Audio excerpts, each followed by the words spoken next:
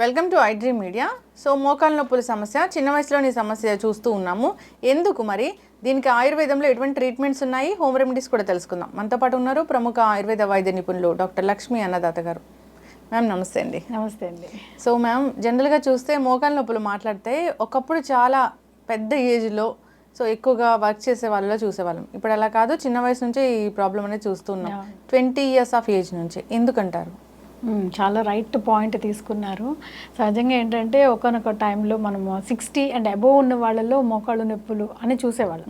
అది కూడా ఏంటంటే ఏజ్ వారీగా వచ్చేటువంటి డీజనరేటివ్ చేంజెస్ కానివ్వండి, లేదంటే బాడీలో వచ్చేటువంటి మార్పులు, ఎముకల్లో అరుగుదల రావటము, ఎముకలు గుల్లబారిపోవటము, ఆస్టియోపోరోసిస్ అంటాం. ఇట్లాంటి కారణాల వల్ల పెద్దవాళ్ళు. కానీ ఈ మధ్య కాలంలో ఏంటంటే 20, 30 లేదా 40 ఏళ్ళ లోపల ఉన్న వాళ్ళకు కూడా ఎక్కువగా మోకాళ్ళు నొప్పులు రావటం అనేది చూస్తున్నాం. దీన్ని మెడికల్ పరిభాషలో పటిల్లా ఫీమరల్ పెయిన్ సిండ్రోమ్ అంటాం. అంటే ఏంటంటే మోచిప్ అంటాం కదా, మన మోకాళ్ళకి కీల్కి జాయింట్ పైన ఫీమర్ జాయింట్, కింద టిబియో ఫిబులా జాయింట్, ఎముకలు అయితే ఎట్లయితే లాగి పట్టు ఉంటాయో అలాగే మనకి మోకాలు చిప్ అనేది ఒక ట్రయాంగులర్ షేప్లో ఒక ప్లేట్ లాగా ఉంటుంది అనమాట. అది మన మూమెంట్స్ని ఈజీ చేయటం కోసము, అదేవిధంగా నడిచినప్పుడు ఎటువంటి ఇబ్బంది లేకుండా ఎముకలు జారిపోకుండా పట్టుకొని ఉండేదానికి ఆ జాయింట్, నీ జాయింట్ని ఒక ప్లేస్లో ఉంచేదానికి ఉపయోగపడుతుంది. కానీ ఇప్పుడు ఏజ్లో చూసుకుంటే 20 years 30 years వాళ్ళకి ఏంటంటే ఒకటి మెయిన్ రీజన్ ఎక్కువగా కంప్యూటర్స్ మీద కూర్చొని ఉండటం. అవర్స్ టుగెదర్ కంప్యూటర్స్ డెస్క్ వర్కే ఉంటుంది, లేదంటే గంటల తరబడి ఒకే చోట కూర్చొని వర్క్ చేయటం. ఇట్లాంటి అన్ని కారణాల వల్ల మనం సిట్టింగ్ పోస్చర్లో కూర్చున్నప్పుడు ఎలా ఉంటుందంటే కాళ్ళు కొంచెం వెనక్కి ఫ్లెక్స్ చేసి కూర్చుంటాం. అలా కూర్చున్నప్పుడు ఏంటంటే ప్రెషర్ అంతా కూడా ఈ మోకాలు పైన ఎక్కువ పడుతుంది అనమాట.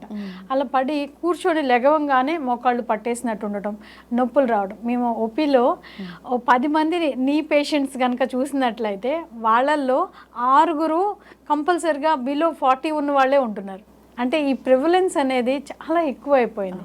సో దీనికి ప్రధానంగా కారణాలు మనము ఈ సిస్టమ్స్ మీద, కంప్యూటర్ మీద ఎక్కువగా కాన్స్టెంట్ లాంగ్ అవర్స్ కూర్చొని పనిచేయటం కానివ్వండి, లేదు అంటే ఎక్కువ ఏమంటారు ఒకే పొజిషన్లో కూర్చొని టీవీ చూడటం గంటల తరబడి, లేదంటే ఒకే పొజిషన్లో కూర్చొని మొబైల్ చూడటము, ఏదైనా యాక్టివిటీ అనేది సెడెంటరీగా ఒకే చోట కూర్చొని చేయటం వల్ల ప్రధానంగా మన నీ జాయింట్ పటెల్లా మీద కొంచెం ఒత్తిడి ఎక్కువ అవడం వల్ల వచ్చేటువంటి ఒక సమస్య.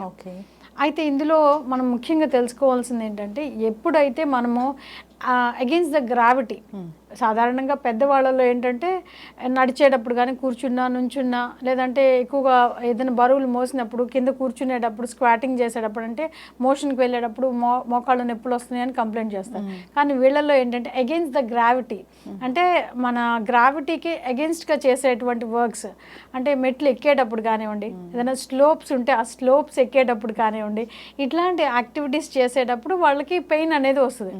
సాధారణంగా ఈ పెయిన్ వచ్చినప్పుడు ఫస్ట్ ఆఫ్ ఆల్ వాళ్ళు గుర్తుంచుకోవాల్సింది ఏంటంటే వాళ్ళు చేసేటువంటి యాక్టివిటీస్లో, డైలీ రోజువారీ చేసేటువంటి పనుల్లో ఇట్లాంటి సెడెంటరీ లైఫ్ స్టైల్స్ ఎక్కువ ఉన్నాయి. అంటే ఒకే చోట కూర్చొని కంప్యూటర్స్ వర్క్ చేస్తున్నామా, లేదంటే టీవీ ఎక్కువ చూస్తున్నామా, ఇట్లాంటి గమనించుకొని పొజిషన్ కనుక కరెక్ట్ చేసుకున్నట్లయితే ఈజీగా రూట్ కాజ్ అనాలిసిస్ వల్ల మనం ఏ కారణం చేతైతే మనకి పటెల్లా పెయిన్ వస్తుందో ఆ పెయిన్ తగ్గించుకునేదానికి అవకాశం ఉంది. ఇక రెండోది, మనం తీసుకునేటువంటి ఆహారంలో పోషక లోపాలు. ఒకవేళ వైటమిన్ D3 డెఫిషియన్సీ అనేది ఈ మధ్య కాలంలో సర్వసాధారణం అయిపోయింది.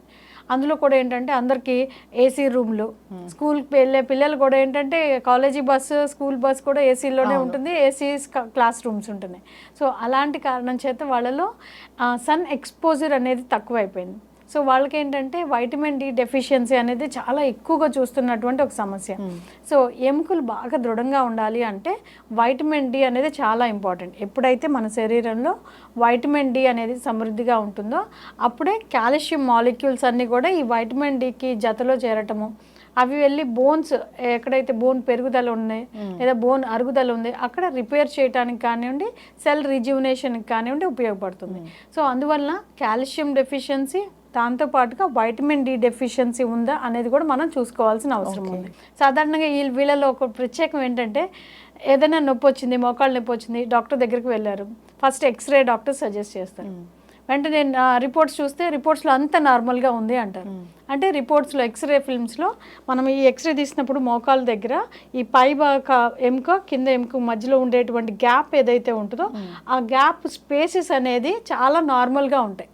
కానీ అదేవిధంగా బోన్కి ఏదైనా ఆస్టియోఫైట్స్ గ్రోత్స్ అంటాం, ఎముక పెరిగింది అంటాం, లేదంటే ఎముక అరుగుదల అంటాం, లేదా ఎముక ఇన్ఫెక్షన్ ఏదైనా వచ్చిందని, ఇట్లాంటి లక్షణాలు ఏమి కూడా మనకి ఈ ఎక్స్రే రిపోర్ట్స్లో కనిపించవు. అయినా సరే వీళ్ళకి నొప్పి వస్తూనే ఉంటుంది.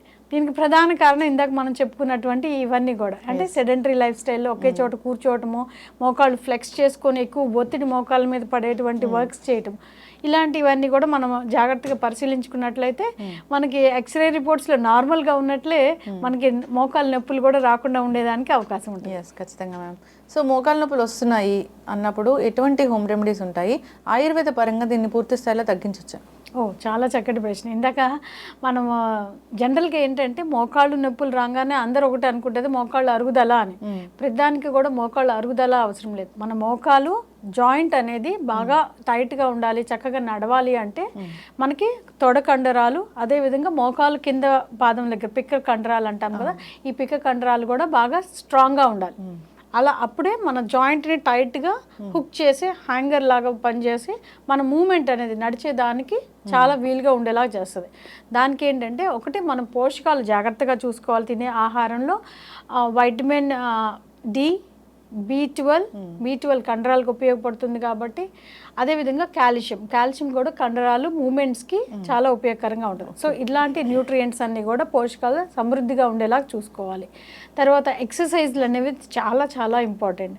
ఎప్పుడైతే మనం చిన్న వయసులో ఉన్న వాళ్ళందరూ కూడా ఏంటంటే సహజంగా ఎక్సర్సైజ్లు ఇప్పుడు కాదులే తర్వాత చేద్దాం అని లైఫ్ స్టైల్లో ఏంటంటే సెడెంటరీ లైఫ్ స్టైల్, ఒక చోట కూర్చోవడం, పని చేయటం, ఒక చోట కూర్చొని టీవీలు చూడటము, ఇట్లాంటివన్నీ కూడా అందరికీ అలవాటు అయిపోయినాయి. సో అందుకని చిన్నపాటి ఎక్సర్సైజ్ చేయటం వల్ల, అంటే మనం చేసే పనుల్లోనే కొద్దిగా పడుకొని, మనం మోకాళ్ళు నొప్పులు ఉన్నప్పుడు ఎక్కువగా మోకాళ్ళ మీద ప్రెషర్ పడకుండా కొద్దిగా పడుకొని కానీ కూర్చొని కానీ మోకాళ్ళు స్ట్రెచ్ చేయటము, థై మజిల్స్ని, అదేవిధంగా బటక్ మజిల్స్ నడుము దగ్గర ఉండేటువంటి కండరాల్ని టైట్ చేసేటువంటి, స్ట్రెంగ్తెన్ చేసేటువంటి కొన్ని ఎక్సర్సైజ్లు ఉంటాయి. ఆ ఎక్సర్సైజ్లు కనుక చేసుకున్నట్లయితే త్వరగా వాళ్ళకి ఎటువంటి ఇబ్బంది లేకుండా, ఎటువంటి సర్జరీస్ కూడా అవసరం లేకుండా మన మోకాళ్ళ నొప్పులు తేలిగ్గా నయం చేసుకోవచ్చు.